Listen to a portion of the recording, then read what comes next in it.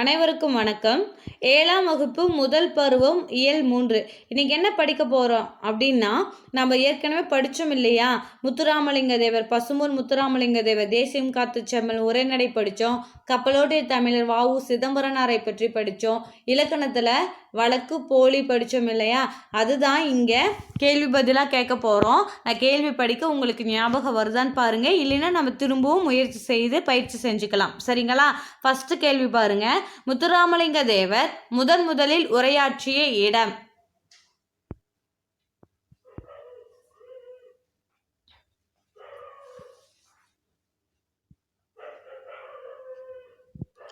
இதற்கான பதில் option C, Sayalkudi. நம்ம கூட படித்தோம் இல்லையா? சாயல்குடிங்கிற இடத்துல தான் அவர் விவேகானந்தருடைய பெருமையை பற்றி முதல்ல உரையாடி இருப்பார். இந்த பேச்சாற்றலை கேட்டு காமராசர் கூட இந்த மாதிரி ஒரு பேச்சாற்றலை நான் எங்கேயுமே கேட்டதில்லைன்னு வியந்து சொல்லியிருப்பார். தந்தை பெரியார் இவர் தான் சுத்த தியாகி அப்படின்னு சொல்லி சிறப்பித்திருப்பார்.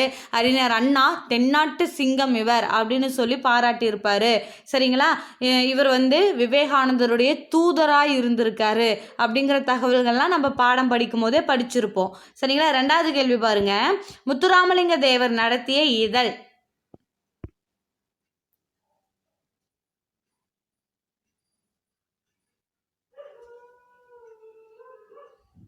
இதற்கான பதில் ஆப்ஷன் பி, நேதாஜி.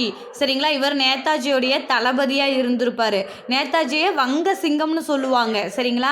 இவர் நேதாஜியோடைய தளபதி அப்படின்னு சொல்லி பசும்பொன் முத்துராமலிங்க தேவரை சொல்லுவாங்க. இவர் விடுதலைக்கு பின்னாடி நேதாஜிங்கிற பேர்லேயே இதழ் நடத்தினார். சரிங்களா? 3வது கேள்வி பாருங்க. தேசியம் காத்த செம்மல் என தேவரை பாராட்டியவர் யார்?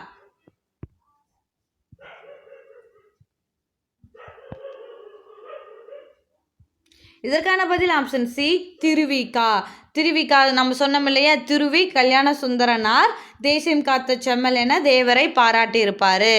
அடுத்ததா பாருங்க. நேதாஜியின் தளபதி யார்?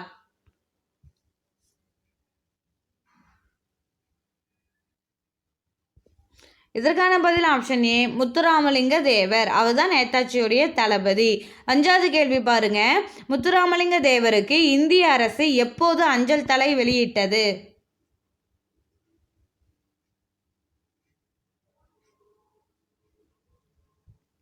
Option C, 1995. 6வது கேள்வி பாருங்க. முத்துராமலிங்க தேவரின் சிறப்பு பெயர்களில் பொருந்தாதது எது?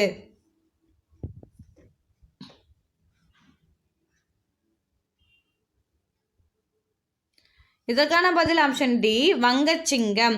வித்யாபாஸ்கருங்கிறதும் இந்து புத்து சமயமேதை சன்மார்க்க சண்டமாரதம் இது 3மே முத்துராமலிங்க தேவரின் சிறப்பு பெயர் தான்.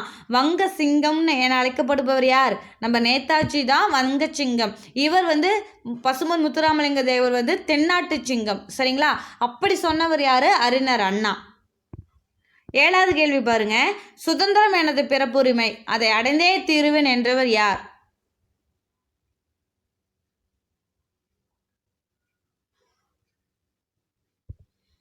இதற்கான பதில் ஆப்ஷன் ஏ, பால கங்காதர் திலகர். சரிங்களா? சுதந்திரம் எனது பிறப்புரிமை, இதை அடைந்தே தீருவேன் என்றவர் பால கங்காதர திலகர். 8வது கேள்வி பாருங்க. வந்தே மாதரம் என்போம், எங்கள் மாநில தாயை வணங்குவதும் என்போம் என பாடியவர் யார்?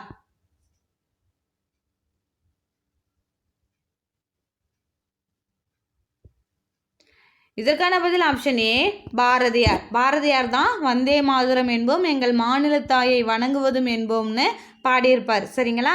9வது கேள்வி. வ.உ.சி. எந்நூல் படித்து தொல்லையை மறந்தார்?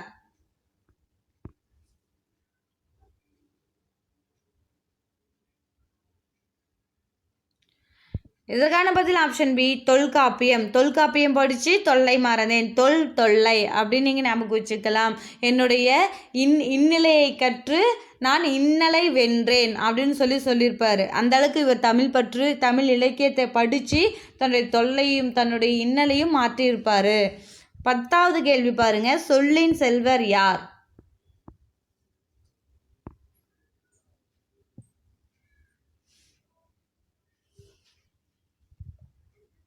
இதற்கான பதில் ஆப்ஷன் ஏ, ராபி சேது பிள்ளை சொல்லின் செல்வர். 11வது கேள்வி பாருங்க, இலக்கணமுடையதில் தவறானது எது?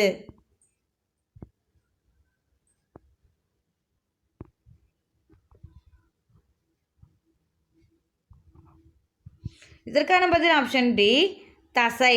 தசைங்கிறது என்னது? இலக்கண போலி. இதை எப்படி எழுதுவோம்? சதைன்னு எழுதுவோம். சரிங்களா?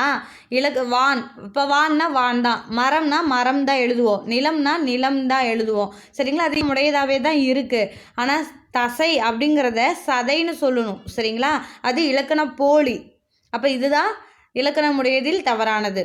12வது கேள்வி பாருங்க, இலக்கண போலியில் பொருந்தாதது எது?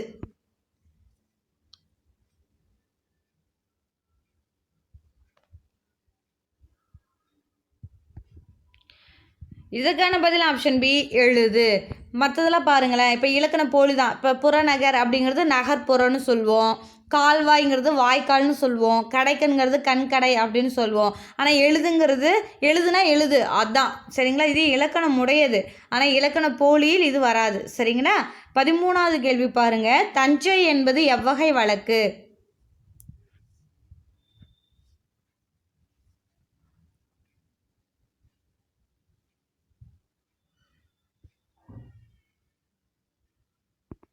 இதற்கான பதில் ஆப்ஷன் சி, மருவு. சரிங்களா? மருவுன்னா நம்ம படித்தோம், எந்த ஒரு சொல்லையுமே முழுமையாக பயன்படுத்தாமல் அதை சிதைத்து சுருக்கி பயன்படுத்துவது மருவு. தஞ்சைனா தஞ்சாவூர். சரிங்களா? மருவி வந்திருக்கு. அப்போ இது மருவு தான் சரியான பதில். 14வது கேள்வி பாருங்க, நாகரிகம் கருதி மறைமுகமாக குறிப்பிடுவது எது?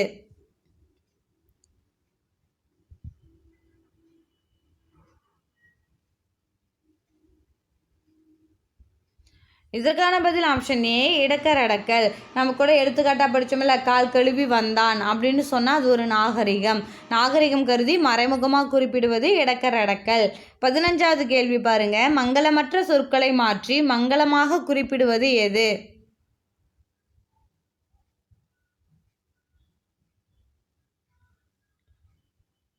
கேள்வியிலே பதில் இருக்குது. அதுக்கான பதில் என்ன? மங்களம். செத்தார் அப்படின்னு சொல்லாமல் துஞ்சினார், சுடுகாடு அப்படின்னு சொல்லாமல் நன்காடு, விளக்கை அணை அப்படின்னு சொல்லாமல் விளக்கை குளிரவை. சரிங்களா? இப்படி மங்களமற்ற சொற்களை மங்களமாக குறிப்பிடுவது மங்களம். 16வது கேள்வி, பிறர் அறியாமல் ஒரு குழுவுக்கு மட்டும் புரியும் வகையில் குறிப்பிடுவது எது?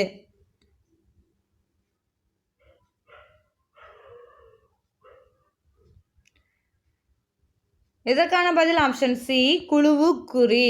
அதாவது பொற்கொள்ளர் கூட்டம் அவங்க என்ன பண்ணுவாங்கன்னா பொன்னை பரின்னு சொல்லுவாங்க. அதே போல் யானைப்பாகர் ஆடையை கரைன்னு சொல்லுவாங்க. சரிங்களா? ஒரு குழுவுக்கு மட்டுமே புரியக்கூடிய ஒரு சொல், அதான் குழுவு குறி. 17வது கேள்வி பாருங்க, மயல் என்பது எவ்வகை போலி?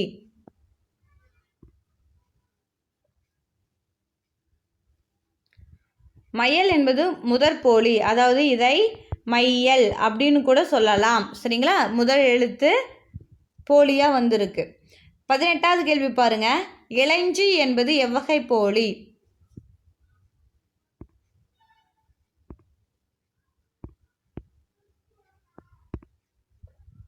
இதற்கான பதில் ஆப்ஷன் பி, இடைப்போலி. அதாவது இளஞ்சி அப்படின்னு கூட சொல்லலாம். சரிங்களா? 19வது கேள்வி, முற்றுப்போலி சரியானது எது?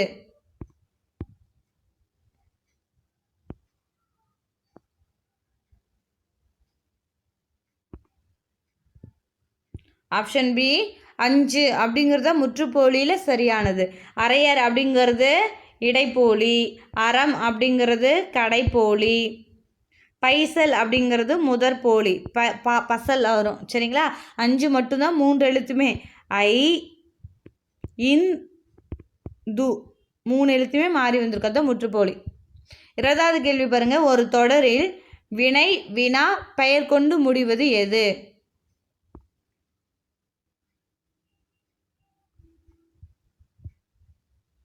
இதற்கான பதில் ஆப்ஷன் பி, பயனிலை. சரிங்களா? ஒரு வினா எழுத்தோடு முடியும். கரிகாலன் கல்லணையை கட்டினான் அப்படின்னா கட்டினான் அப்படிங்கிறது என்னது? ஒரு வினை, ஒரு செயல், கட்டுதல்ங்கிற செயல். அப்போ இதுதான் பயனிலை. ஒரு தொடரில் வினையோ ஒரு வினாவையோ, சரிங்களா, பாரி யார், இதில் யார் அப்படின்னு சொல்லி ஒரு வினாக்குறியோடு வந்துச்சுன்னா அது வந்து பயனிலை. அந்த மாதிரி ஒரு பெயரை கரிகாலன் ஒரு மன்னன் அப்படிங்கிறது ஒரு பெயர். சரிங்களா? இந்த மாதிரி வினை, வினா, பெயர் கொண்டு முடிவது பயனிலைன்னு சொல்லுவோம். சரிங்களா? கண்டிப்பாக நாம் படித்து முடிச்சிட்டோம். கண்டிப்பாக உங்களுக்கு இது பிரயோஜனமாக இருக்கும்னு நினைக்கிறேன். மீண்டும் அடுத்த வகுப்பில் உங்களை சந்திக்கிறேன். நன்றி.